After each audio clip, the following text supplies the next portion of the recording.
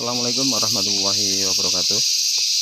Selamat pagi kawan-kawan petani porang di seluruh Nusantara.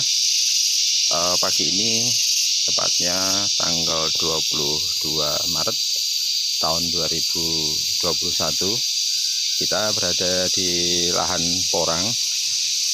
Yang ini adalah dulu lahan yang kita tanami menggunakan bibit katak ukuran kurang lebih sekitar 350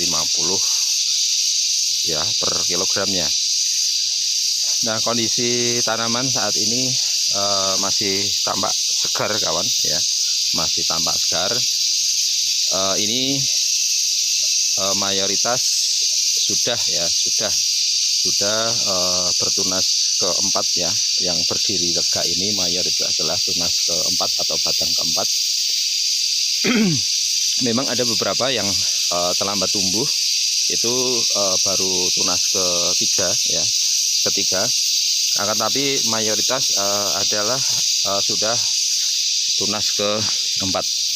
Nah, ini kita mengunti katak kan, kataknya pun sudah mulai lepas. Nah, ini adalah batang kedua, kalau tidak salah ini batang kedua. Ini kataknya sebesar ini ya, sebesar ini batang ketiga. Kalau yang lainnya ini pun, ini batang pertama masih utuh, ini batang kedua, ini batang ketiga.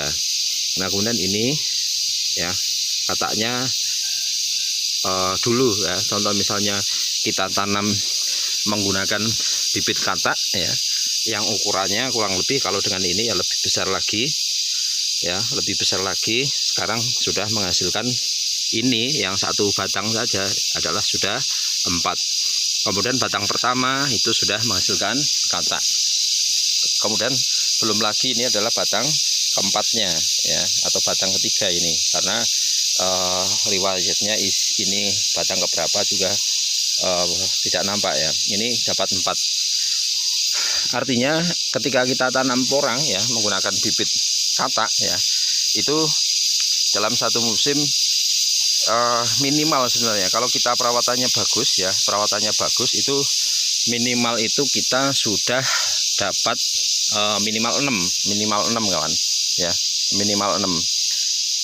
Minimal 6 itu tentunya keuntungan tersendiri ya, keuntungan tersendiri karena ketika kita tanam taruh ya, saat ini adalah 1 hektar tanaman dan kita dapat 6 katak ya yang dihasilkan dari tanaman porang, otomatis pada musim berikutnya kurang lebih kita bisa perluasan lahan sebesar yaitu ya minimal 4 hektar lah ya, minimal 4 hektar.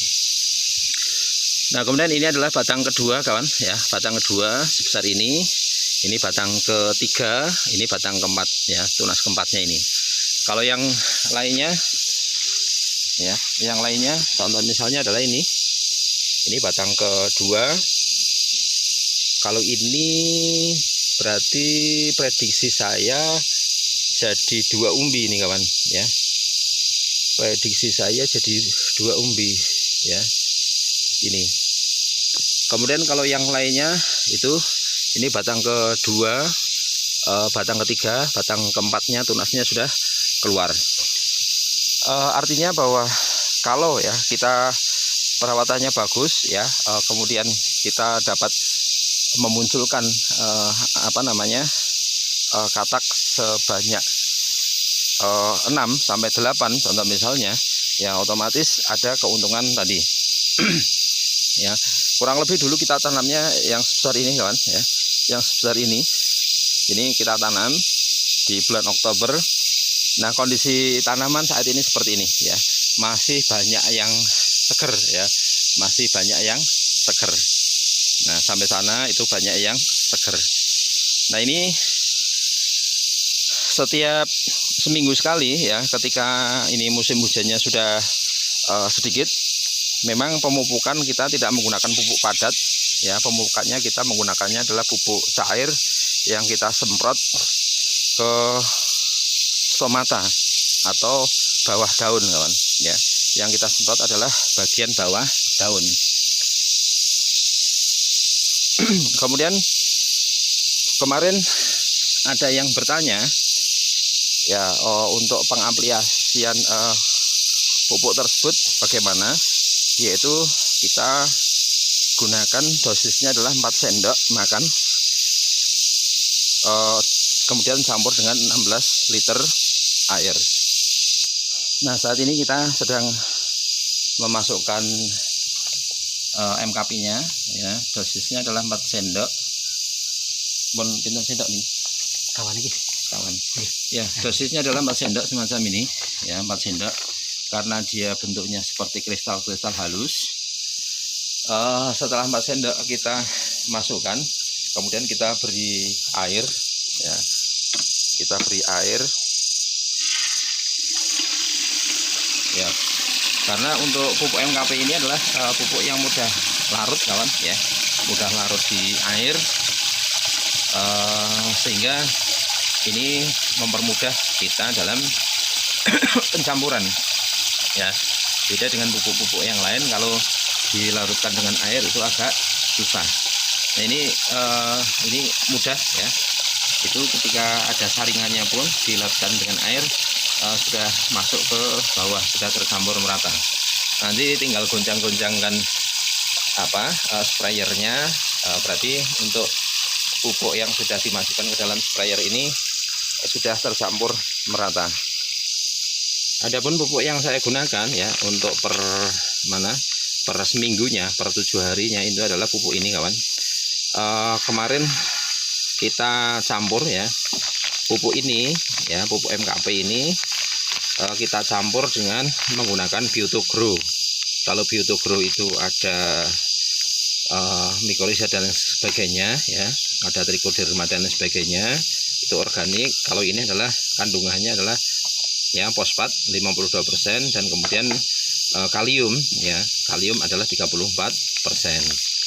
Nah, ini aturan mainnya adalah dalam satu tangki kurang lebih 3 sampai 6 sendok ya. Untuk tangki ini adalah 3 sampai 6 sendok makan, tapi kita menggunakannya adalah 4 sendok saja. Nah, kita kembali lagi ke lahan ya. Untuk dosis tadi 4 liter tadi ya, 4 sendok tadi kita campurkan. Nah, kemudian yang kita semprot adalah bawah daun ya, yang kita semprot adalah bawah daun ya, bawah daun. Sing roto ya Kang, godhong. Yang kita semprot adalah bawah daun, karena untuk bawah daun itu adalah bagian dari stomata ya, stomata, yang mana untuk stomata itu tentunya adalah bagian yang mana untuk menginput ya, atau mulut daun untuk memasukkan ya input dari nutrisi ke tanaman. Kemudian nanti setelah masuk ke stomata, yang terjadi ketika terkena sinar matahari ini akan dimasak ya, akan dimasak. Nah, setelah dimasak selesai, maka akan didistribusikan ke seluruh tanaman. Nah, kenapa saya menggunakan pupuk MKP? Karena untuk kondisi saat ini akhir ya, bisa dikatakan akhir Maret itu adalah masanya menjelang dorman kawan, atau bisa dikatakan adalah saatnya untuk pembentukan umbi ya, pembentukan umbi dan juga pembesaran katak. Nah, oleh karena itu kita gunakan unsurnya adalah unsur P ya, dan juga unsur K, karena yang kita tahu bahwa unsur P dan K itu ya tentunya adalah unsur hara makro yang memang dibutuhkan untuk proses pembuahan tadi, yaitu umbi buah bawah dan umbi bawah atas atau katak ya. Sehingga harapan kami untuk katak-katak yang diperoleh itu bisa besar dan juga banyak semacam ini. Nah, ini adalah tanaman dari katak, tapi ini juga dapat 4 kawan ya, dapat 4. Kalau ini adalah batang kedua, yang ini ya batang pertama sudah dapat 1 ya. Ini adalah kataknya sebesar ini, kemudian ini dapat 4 ya, berarti sudah dapat 5. Nah, kalau contoh misalnya ini batang terakhir ini dapat nanti 4 juga, berarti dapat 9 ya, 9 katak. Nah, itulah beberapa keuntungan kita tanam porang, yaitu untuk musim ini contoh misalnya katak yang dihasilkan kita jual saja itu pun sudah menghasilkan kawan ya. Artinya paling tidak modal yang sudah kita keluarkan kemarin di satu musim itu sudah tertutupi dari panen katak. Kalau umbinya kita biarkan ya, maka otomatis masih punya laba ya, laba yaitu berupa umbi. Nah, oleh karena itu kita dalam menanam porang itu harus optimis kawan ya, optimis bahwa porang itu nilai jualnya bagus ya. Cara perawatannya sebenarnya juga tidak repot-repot banget ya, tidak repot-repot banget ya, cukup sederhana semacam itu pun tanaman porangnya bisa bagus ya, bisa bagus. Demikian dulu ya, ini waktu sudah pukul 9. Ini kalau targetkan untuk nyemprot semacam ini kita targetkan sampai pukul 10 ya, sampai pukul 10. Karena di atas pukul 10 sudah kurang bagus untuk dilakukan penyemprotan ya tanaman porang ya. Itu dulu dari saya. Semoga saja tayangan video ini bermanfaat. Selamat pagi, selamat beraktivitas. Yuk kita rawat tanaman porang kita agar tentunya adalah hasilnya sesuai yang kita harapkan. Salam sukses petani porang di seluruh Nusantara. Terima kasih yang sudah like, subscribe maupun yang sudah share video-video yang ada dalam channel ini. Terima kasih. Assalamualaikum warahmatullahi wabarakatuh.